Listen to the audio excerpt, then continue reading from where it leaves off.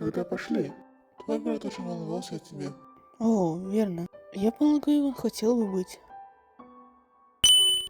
Сань, Пошли.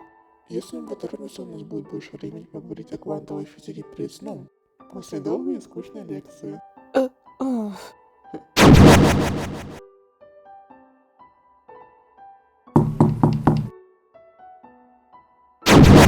Ах, да.